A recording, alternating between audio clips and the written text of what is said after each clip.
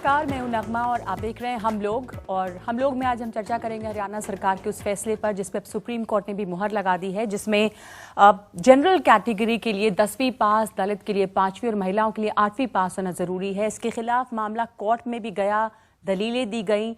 इस नियम से राज्य की आधी आबादी चुनाव लड़ने से महरूम रह जाएगी, ये कहा गया। दुनियादारी और नेतागिरी किताबों में पढ़ने की चीजें तो नहीं हैं, लेकिन इन तमाम दलीलों में भी दम है कि पढ़े लिखे लोगों से गलत फैसले करवाना शायद मुश्किल होगा। उन्हें हिसाब किताब में बेवकूफ़ नहीं बनाया जा सकता। हालांकि ये सवाल भी खड़े हुए हैं कि जब गांव के आधे स्कूलों में 10वीं तक के स्कूल भी नहीं हैं, तो फिर ऐसे कानून कितने सही हैं। शिक्षा और पंचायती राज से जुड़े इन तमाम सवालों पर हम आज यहाँ पे चर्चा करेंगे और हमारे साथ में वो तमाम मेहमान हैं जो इस पर बातचीत करेंगे। हमारे साथ स्टूडियो में श्री ओम प्रकाश धनखड़ हैं, जो कि पंचायत मिनिस्टर हैं गवर्नमेंट ऑफ हरियाणा के।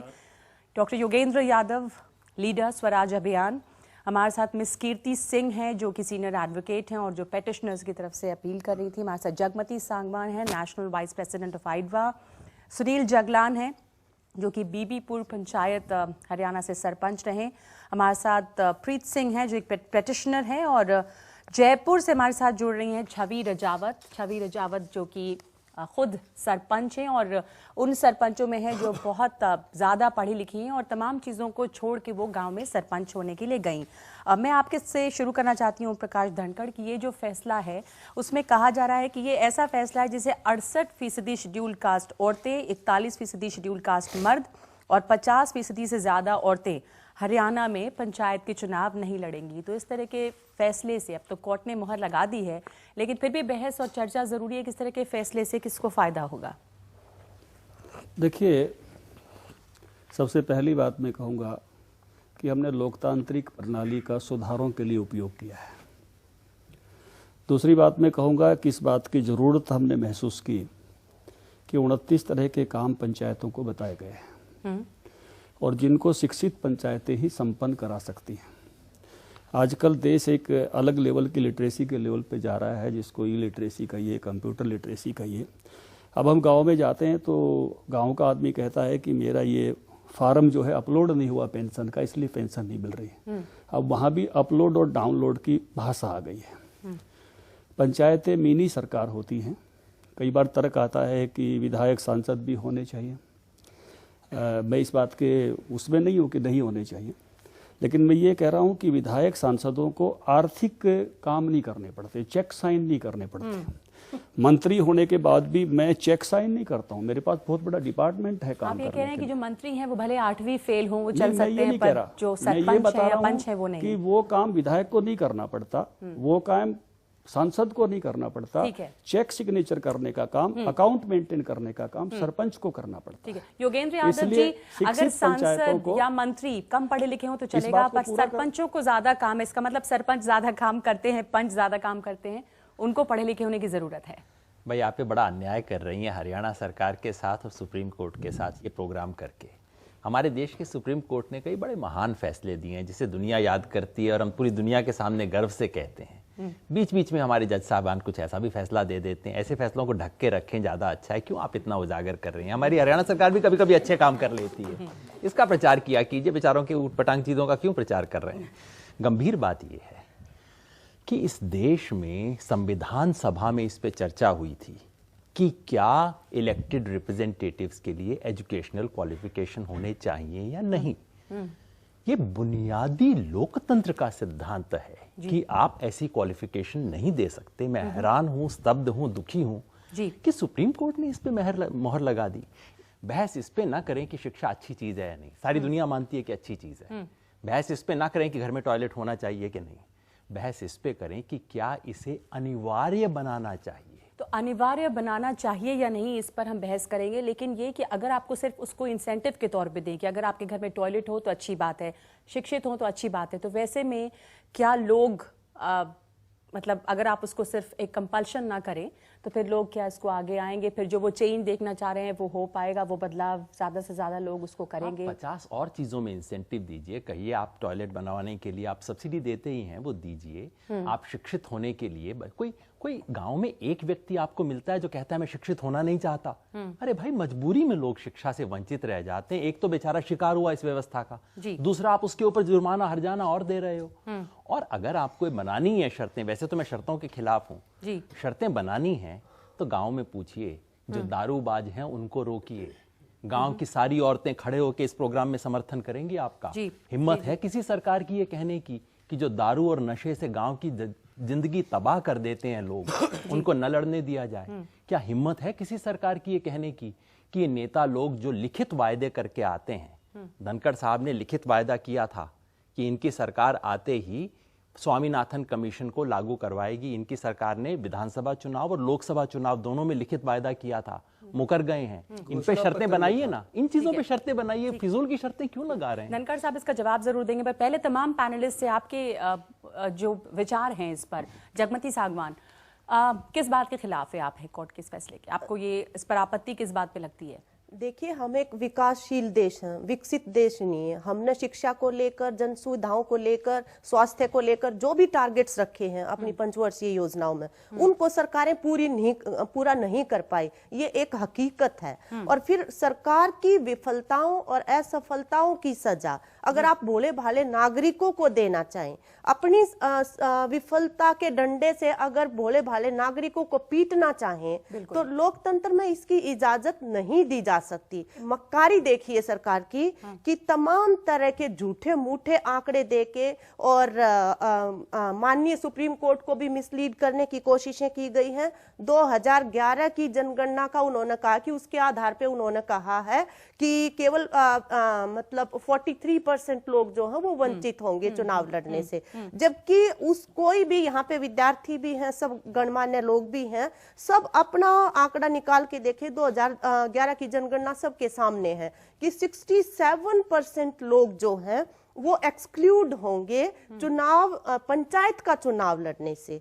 और लोकतंत्र में इतना बड़ा एक्सक्लूजन, जहां पे आज इंक्लूजन की जरूरतें हैं, जहां पे महिलाओं की, दलितों की, अल्पसंख्यकों की, गरीब लोगों की एस्पिरेशंस जो हैं वो ये है कि वो भी मुख्य धारा में शामिल हो, तो वो पंचायत जैसी संस्था में इस तरह का करना तो ये एकदम अन्याय है। और इसलिए हमने इसको चुनौती दी। गलतियां हैं उसकी सजा मासूम लोग भुगत रहे हैं। अच्छी बात है कि पढ़े लिखे लोग हों, लेकिन जब सरकार खुद लोगों को उस लेवल तक पहुंचा नहीं पाई है, उस स्तर तक की शिक्षा नहीं दे पाई है, अब ये कहना कि आप पढ़े लिखे नहीं हैं, आपके घर में टॉयलेट नहीं है तो आप चुनाव न लड़ें, ये ज्यादती है। गवर्नमेंट जितना कर सकती है कर रही है और काफी खामियां भी रहती हैं, लेकिन for upliftment of the society, betterment of the society, कुछ कड़े डिसीजन हमको लेने पड़ते हैं। हम विकसित नहीं हैं, हम विकासशील हैं, ऐसा होना चाहिए। हाँ बिल्कुल, मैं खुद सरपंच 5 साल हो चुके हैं। मेरे गांव की मैंने वेबसाइट बनाई, ट्रांसपेरेंसी से काम किया, ग्राम सभाएं। मैथमेटिक्स में एमएससी किया है, आप काफी पढ़े लिखे हैं, इसलिए आप कहने का बेहतर काम कर पाए। बेहतर काम कर सकते हैं। देखिए, अगर हम शादी करते हैं आज के टाइम में, पहले के टाइम अलग था, अब के टाइम अलग है जी। तो वर वधू कोई भी चुनते हैं तो अगर एक पढ़ा लिखा है तो वो पढ़े लिखे को चुनता है। कोई ऐसा व्यक्ति हमें नहीं मिलता कि जो ढिंढोरा पीट के कहे कि मैं पढ़ा लिखा हूं और मुझे अनपढ़ साथी चाहिए। तो आप देखें कि जब 5 साल के लिए प्रतिनिधि चुना जाता है, उसे किसके साथ रहना है? उसे रहना है ब्यूरोक्रेट्स के साथ। और ब्यूरोक्रेट्स और जो जनता के बीच की जो कड़ी होती है वो सरपंच हो सकते हैं, सरकार और जनता के बीच की जो कड़ी होती है वो पढ़े लिखे प्रतिनिधि हो सकते हैं। तो इसलिए मैं मानता हूं कि पढ़े लिखे प्रतिनिधि होना, पढ़े लिखे प्रतिनिधि होना जरूरी है। प्रीत सिंह जी, फिर आपने जो पिटीशन दायर की थी उसमें आपकी आपत्ति? ये जो है आदमी का अपना जो है ना वोट का अधिकार है, उसको प्रतिनिधि चुनने का भी अधिकार है। आप 2 खड़े कर दो, एक अनपढ़ कर दो और एक पढ़ा लिखा कर दो, वोटर की मर्जी हो, किसको ठीक समझता है चुन लेगा अपने वो। ये कोई जरूरी नहीं। सरकार के मंत्री और एमएलए जो ये तर्क दे रहे हैं कि अनपढ़ आदमी सरपंच हजारों बोला जेल में पड़े हैं, वो तो इंसान के ऊपर निर्भर करता है भाई बेईमाना करना है कि नहीं करना है। पढ़ा लिखा आसानी से, जब नियत में खोट है तो आसानी से बच जाएगा अपराध करके। और अनपढ़ जो सरपंच होगा, प्रतिनिधि होगा, वो डरता है कि खुद तू फंस जा, जेल में चला जा, क्यों अनपढ़ है। तो उसमें आसानी से जो गबन करना चाहोगा तो पढ़ा लिखा आदमी का हौसला बनेगा, वो अपना पूरा कागज का पेटा भर देगा। और जो ईमानदार आदमी है, अनपढ़ है, वो उसका जी करेगा कि भी तो अपराध कर ले और गबन कर ले तो भी वो डरेगा। क्योंकि उसने बेरा के जेल में चला जाएगा, तू अनपढ़ आदमी है। ईमानदारी के ऊपर मैं पंच रहा हूँ 5 साल। हमारी पंचायत में सरपंच भी इतना पढ़ा लिखा नहीं था, बहुत कम पढ़ा लिखा था, 6-7। हमारे साथ मिलकर हम सबसे ज्यादा ग्रांट लाए अपने गांव में। मेरी पत्नी थी बाला देवी, वो भी गूठा टेक है मेरे की तरह। मैं तो खैर पढ़ लेता हूँ, लिख लेता हूँ, अखबार पढ़ता हूँ मैं 6-7 हिंदी के। और सबसे ज्यादा जो प्रशासन ने ग्रांट दी बेरी ब्लॉक में, ब्लॉक समिति की मेंबर तो मारे ताई दी, इसलिए दी कि ये गबन को नहीं करें। और हमने एक भी पैसा नहीं होने दिया। हम ये कहते हैं हम अनपढ़ हो सकते हैं और गरीब हो सकते हैं, भूमिहीन हो सकते हैं, लेकिन अपराधी नहीं हो सकते। कम से कम धनखड़ साहब ने देखो, आप इनकी वकील रही हैं, आपने जो दायर की थी याचिका उसमें हमारे तीनों जो पिटिशनर्स थे जी, तीनों पिटिशनर्स फॉर्मल एजुकेशन उन्होंने नहीं करी थी। तीनों लिटरेट थे अपने आप। गवर्नमेंट मिशन कर सकती है, ट्रेन कर सकती है लोगों को लिटरेट होने में। हमने पूरा आर्ग्यूमेंट दिया था कि फंडामेंटल राइट्स इन लोगों की भी अफेक्ट होती हैं। अगर इफेक्ट एक लेजिस्लेशन का ये होता है कि आप कॉन्स्टिट्यूशनल गारंटीज जो मिली थी 73rd अमेंडमेंट में, जब पंचायती राज को मोर इंक्लूसिव बनाना की कोशिश करेगी थी, जब रिजर्वेशन करा गया था, आप ये कर रहे हैं कि आप ऐसी कैटेगरीज कर रहे हैं कि ये लोग एक्सक्लूड हो जाए, मतलब सारा पंचायती राज ऊपर उल्टा हो जाए। मतलब ये मैं एक चीज सिर्फ कहना चाहती हूँ, इसका ये मतलब है कि आप ये कर रहे हैं कि आप जो टारगेट कर रहे हैं इससे, क्योंकि कौन लोग नहीं पढ़े लिखे होते हैं, वही जो गरीब हों, कौन लोग की शिक्षा नहीं होती है, वही जो अफोर्ड नहीं कर सकते हैं। और किसकी रिस्पॉन्सिबिलिटी है ये? गवर्नमेंट ऑफ हरियाणा ने 2011 में लाए हैं वो राइट टू एजुकेशन रूल्स, और जब तक वो राइट टू एजुकेशन के रूल्स के लोग जब तक 20 साल के होंगे तब तक आप ये नहीं कह सकते कि उनको पढ़ा लिखा भी होना चाहिए। छवि रजावत मेरे साथ जयपुर से जुड़ रही हैं। छवि, ये जो फैसला है ये गरीबों को टारगेट कर रहा है, ये एक बहुत बड़ी आबादी को एक्सक्लूड कर रहा है इस डेमोक्रेसी में हिस्सा लेने से। आप पढ़ी लिखी सरपंच हैं, आपका व्यू इसके ऊपर क्या है? आपको लगता है कि आपका, जाहिर है कि आपकी जो एजुकेशन है वो आपके लिए बहुत फायदेमंद साबित हुई है आपके इलाके को एक मॉडल इलाका बनाने में, पर जो नहीं पढ़े लिखे हैं इतना या जितने प्रिविलेज ना हो, क्या उनको एक्सक्लूड करना चाहिए इस पूरे प्रोसेस से? मेरा ये मानना है कि गांव में अगर आप देखें जो इलेक्शंस होते हैं तो वहाँ पे प्रभावशाली और बाहुबली या पॉलिटिकली कनेक्टेड लोग होते हैं, उन्हें ही फायदा मिल पाता है। तो रही बात एक्सक्लूसिविटी की, तो फिर आम आदमी तो फिर भी वंचित रह ही जाता है।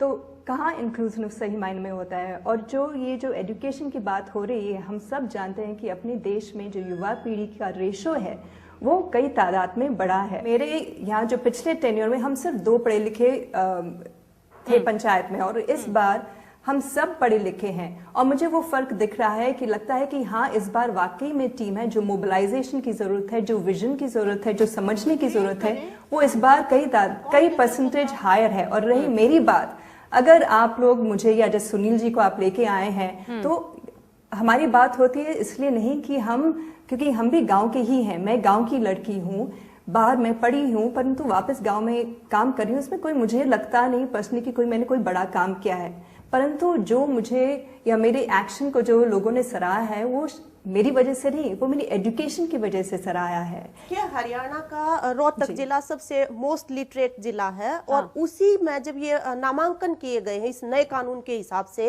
तो 9 गांव के अंदर 11 वार्ड में जो महिलाओं के लिए थे, एक भी महिला जो है वो एलिजिबल नहीं मिली वहां पे, और वो खाली है सीट। और एक पूरा कुरुक्षेत्र जिला का कल ही सिंहपुरा जो गाँव है वहां का आया हुआ था कि सरपंच दलित महिला का है लेकिन कोई भी उम्मीदवार नहीं है। मंत्री जी से पूछा गया कि वहां पे क्या किया जाना चाहिए, उन्होंने कहा करण में इसमें क्या दिक्कत है भाई, छोरा का ब्याह कर लो, पढ़ी लिखी बहू ले आओ और वह सरपंच बना दो। अरे जो किसी उस गांव को नहीं जानती, उस लोगों वहां के लोगों की आबो हवा को नहीं जानती, वो एफिशिएंट लीडरशिप देगी। ये है एफिशिएंट गवर्नेंस, मतलब जो किसी को जानता ही नहीं है। मतलब आज के अखबार में खबर आई है फ्रंट पेज पे, ये मेवात जिले का गांव है नीमाखेड़ा। इस गांव ने एक बहुत अद्भुत काम किया था 5 साल पहले। इस गांव ने 10 की 10 महिलाओं को चुना था, कहा था पुरुष लोग बाहर हो जाओ, सब महिलाओं को चुना था। ये प्रदेश में एक मॉडल बना था। जी। आज इनके कानून की वजह से वो 10 महिलाएं डिस्क्वालीफाई हो जाएंगी। उस गांव के अंदर औरतें नहीं हैं जो कि इस पोजीशन को ले सकें। हुजूर पहले शिक्षा दीजिए।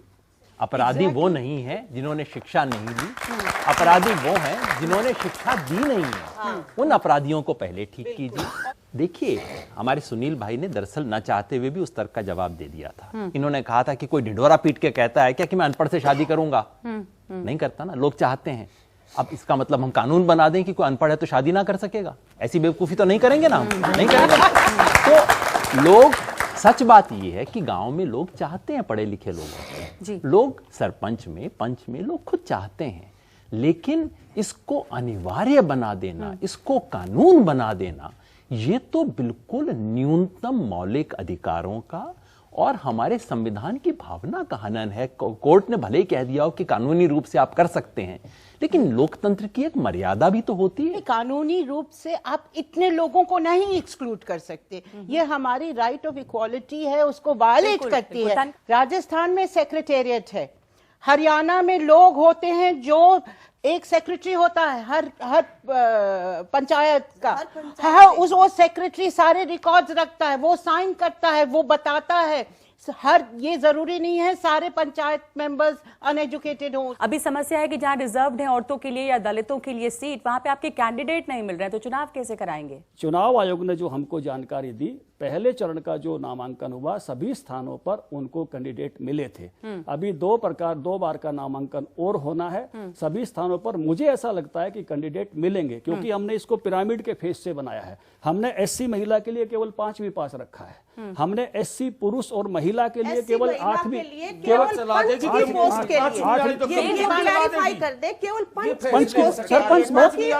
सरपंच और जिला परिषद और ब्लॉक समिति के लिए मिसलीड मिसलीड नहीं कर रहे। पंच के लिए 5वीं पास रखा है, सरपंच के लिए 8वीं पास रखा है, महिला और एससी एक बड़ी आबादी उसमें आ जाती है और इससे आधी से ज्यादा आ जाती है। 53% लोग ये हो जाते हैं। इसमें शौचालयों को जोड़ा है जिससे हरियाणा पूरी तरह बाहर लौटा लेके जाने वाले लोग नहीं। जो इस पर योगेंद्र जी ने शुरू में कहा था, मैं वापस लौटना चाहती हूँ कि एक तो उससे ये कि आपने जब इतनी बड़ी संख्या को डिप्राइव करके रखा है और अब आप सजा उन्हीं को दे रहे हैं, और डर एक ये भी है कि जैसे केरला में भी हुआ कि जो सरपंच पंचायत है उसका भी एलिटाइजेशन बहुत ज्यादा, वहां पे भी कॉर्पोरेट सेक्टर्स हावी होने लगे हैं। ये भी डर है और इस तरफ हम बढ़ रहे हैं इस तरह से करके। नगमा, आज तक हमारे देश में ज्यादातर चीजें तो पढ़े लिखे और अमीर लोगों के पास वैसे ही रिजर्व्ड है। इस देश में सारी नौकरियां रिजर्व्ड हैं, बड़ी बड़ी चीजें रिजर्व्ड हैं, बड़े क्लब में जाना रिजर्व्ड है, सब कुछ अमीरों की जेब में तो वैसे ही है। इलेक्शन एक चीज बची थी जो कि अमीरों की जेब में रिजर्व नहीं थी, वहां पे भी वही ज्यादातर थे, लेकिन गलती से कोई ना कोई गरीब आने का दरवाजा कम से कम खुला हुआ था, और खासतौर पे निचले स्तर पे, पंच वगैरह के स्तर पे काफी सामान्य लोग आ जाते थे। अब वो दरवाजा भी बंद किया जा रहा है, कानूनी रूप से बंद किया जा रहा है। और एक जो बेसिक प्रॉब्लम है नगमा, खैर ये अलग मुद्दे हैं कि कितने लोग एक्सक्लूड हो रहे हैं, उनके साथ अन्याय हो रहा है, वो अलग है, लेकिन ये बेसिक दिक्कत ये है कि हम समझ नहीं पा रहे कि लोक प्रतिनिधि का काम क्या होता है।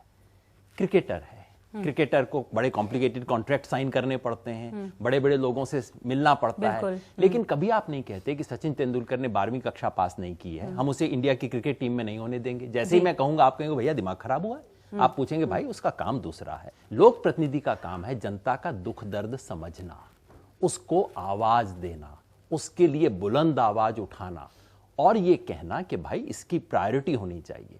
उसके बाद ये आईएएस अफसर का काम है, उसके बाद ये सेक्रेटरी का काम है, क्लर्कों का काम है उस चीज को इंप्लीमेंट करवाना। ठीक है जी। जब हमने लोक प्रतिनिधि को एक क्लर्क बना दिया तो कैसे काम चलेगा? उनको फिर कहा महिलाएं हैं, उनको अलग व्यक्ति की तरह से उनकी पहचान नहीं है। अब वो गई वहां पे नामांकन भरने के लिए, वो 8वीं पास भी है, वो एलिजिबल है, लेकिन उसके जेठ ने जो है और उसके ससुर ने लोन ले रखा है, उसके कागज वापस कर दिए कि थारा ऊपर तो कर्जा है, तू चुनाव नहीं लड़ सकती। वो मारी मारी फिर रही है वो औरतें जो हैं। तो ऐसे मतलब परपंचों में देखिए, बिजली बिल बकाया है, भरना चाहिए। लोन जो नियमित रूप से दे रहे हैं उनको बैंक कोई परेशानी नहीं करता है, उनको बैंक आराम से बिल्कुल मांग रहे हैं, कोऑपरेटिव बैंक में मांग रहे हैं, लैंड मॉर्गेज बैंक में मांग रहे हैं, लेकिन कोई नियम, अरे भाई क्यों मांग रहे हैं उसका? ठीक मांग रहे हैं। अगर वो ठीक से उसकी पेमेंट कर रहा है तो बैंक को अपने अच्छे फार्म वापस करें, बैंक को अपने एक बैंक को अपने अच्छे ग्राहक के लिए कोई दिक्कत नहीं है। दिक्कत केवल उन्हीं को है। मुझे इसमें यह कहने में भी आनंद है 124 करोड़ रुपए की उगाही पहले बार के नामांकन में हरियाणा सरकार को हुई है। हम ऐसे लोगों को चुनाव लड़ाना चाहते हैं जो अच्छे नागरिक फिर इस पर ये भी सवाल है छवि, और जो योगेंद्र जी ने बात कही थी, मैं वो पूछना चाहती हूँ आपसे कि जब क्रिकेटर हो, सचिन तेंदुलकर हैं, बहुत तमाम गेम हो, बॉक्सिंग हो जाए, मैरी कॉम है, तमाम एक्टर्स है, मतलब यानी कहने का मतलब ये कि अलग अलग क्षेत्र में जिसकी महारत जिस काम में वो कर रहा है, उसके लिए एजुकेशन क्वालिफिकेशन जब एक बाध्य चीज नहीं है तो फिर इसमें लागू होना कहां तक जायज है कि अगर आप पंच सरपंच बनेंगे तो आपका ये क्वालिफिकेशन होना चाहिए? यहाँ पे हम एक पब्लिक रिप्रेजेंटेटिव्स हैं, कोई खेल नहीं खेल रहे हैं। ये हम हमारे नेशन को अपलिफ्ट करने की बात कर रहे हैं। अगर हम कंपेयर करें अर्बन एरियाज को रूरल एरियाज से, तो अर्बन एरियाज में जो इलेक्टेड रिप्रेजेंटेटिव्स हैं ज्यादातर एजुकेटेड ही हैं, तो आप खुद अंतर जो है अर्बन डेवलपमेंट में और रूरल डेवलपमेंट साफ दिखता है। साथ में जो बाकी लोगों ने कहा है, जो अपनी आवाज उठा रहे हैं, चाहे वो सांगवान जी हो, कीर्ति जी हो, युगेंद्र जी हो, ये सब पढ़े लिखे हैं, इसलिए इनकी आवाज उठ रही है। और जो सांगवान जी ने बोला कि अगर मान लीजिए किसी गांव में पढ़ी लिखी लड़की नहीं है और दूसरे गांव से लेके आ रहे हैं, तो बाहर की लड़की होने से अगर वो सक्षम है तो वो वहां पे भी काम कर सकती है, जैसे कि सांगवान जी कर रहे हैं। वो सभी गांव से तो नहीं है, पर रिप्रेजेंट कर पा रही है क्योंकि वो सक्षम है, और सक्षम इसलिए क्योंकि उन्हें एजुकेशन मिला है। रही बात आंकड़ों की, मुझे ताज्जुब है कि आप में से कोई भी जब ऑडिट होता है, ऑडिट के आंकड़े सामने लेके क्यों नहीं आ रहे हैं? उसमें इतने लोग सरपंच और पंच जो अनपढ़ हैं वो इतने तादाद में हैं, और वो इसलिए फंसे हैं क्योंकि इन्हें स्केपगोट बनाया जाता है। कीर्ति जी ने बोला कि पंचायत सेक्रेटरी होते हैं, लेकिन मैंने खुद ने मेरे 6 साल के अनुभव में देखा है कि सेक्रेटरी पूरी इंफॉर्मेशन पंचायत में नहीं देता है। अक्सर वो गुमराह करने की कोशिश करता है। उदाहरण के तौर में मैं बताना चाहूंगी कि ब्लॉक स्तर पे जो एनआरईजी में 60-40 रेशियो मेंटेन होना चाहिए, तो 2010 में जब मैं पहली बार इलेक्ट हुई थी, हमें बताया गया कि आपने 60-40 रेशियो क्रॉस कर दिया है। अगर मैं पढ़ी लिखी नहीं होती और मैं वो एक्सेल शीट को नहीं मांगती और खुद कैलकुलेशन नहीं करती, तो जो कैलकुलेशन एरर एक कंप्यूटर द्वारा किया गया था वो उनके सामने नहीं आता, और हमारे ये 6 साल में हम नरेगा का कोई काम कर ही नहीं पाते। और आप पढ़ी लिखी हैं इसलिए आप इतना अच्छा काम कर पा रही हैं, उसके फायदे हैं। पर कहना ये है कि शर्त लगा के, कानून बना के उसको बाहर नहीं करना चाहिए। लोग भी सवाल पूछे जाते हैं। मेरा सवाल सर आपसे है कि अगर आपका कंसर्न यह है कि जागरूक लोग आए, जैसे छवि मैम भी कर रही थी कि जागरूक और यूथ आए, तो आपने जो बहस छेड़ी है, जो कानून बनाया है, अगर आप ये बहस बढ़ाते हैं तो कल ये बहस भी होगी कि अगर अनपढ़ लोग चुनाव नहीं लड़ सकते हैं तो अनपढ़ लोग वोट कैसे कर सकते हैं? हमारे इस परिवर्तन से एक बहुत बड़ा परिवर्तन हो रहा है। कई जगह सास चुनाव लड़ना चाह रही थी, सास शिक्षित नहीं थी, उसी की बहू लड़ रही है, यंग आ रही है। कई जगह बुजुर्ग चुनाव लड़ना चाह रहा था, उसका बेटा शिक्षित है, उसने अपने से शिफ्ट किया है कि मेरा पुत्र लड़ेगा। और मैं दावे से कह सकता हूं कि 2016 में जो पंचायत बनकर आएगी उसकी औसत आयु बहुत कम होगी, वो युवाओं की होगी, शिक्षित होगी। जब एक आदमी जाता है सरपंच के जैसे प्रीत या जैसे हमारे कमलेश या आपके हमारी राजबाला, जब वो लड़ती हैं चुनाव और वो जानती हैं, अपना विलेज जानती हैं, क्या उसकी दिक्कतें हैं जानती हैं, क्या करना चाहिए, पानी इधर नहीं आ रहा, आफ्टर ऑल क्या होता है, पानी इधर नहीं आ रहा, वहां से ये उसमें ये गलती है, गाय को चारा नहीं मिल रहा, तो वो समझती हैं, वो अवेयर हैं। अवेयरनेस ज्यादा जरूरी है फॉर्मल एजुकेशन से। और इसीलिए हम लोग बार-बार कि फॉर्मल एजुकेशन भी और अवेयरनेस भी, उसी गांव का जो थोड़ा पढ़ा लिखा आदमी हो वो चुनाव लड़े। बात यह है कि पढ़ा लिखा आदमी कौन होगा? जो अमीर होगा, जो गरीब नहीं होगा। क्लास 5 और क्लास 8 के लिए भी अमीर चाहिए। अभी तक क्लास 5 और क्लास 8 के लिए भी काफी अमीर लोग जो होते हैं वो पढ़ते हैं। और जानते हैं जब 73rd अमेंडमेंट आया था तो उन्होंने कहा था जो ओलिगार्की है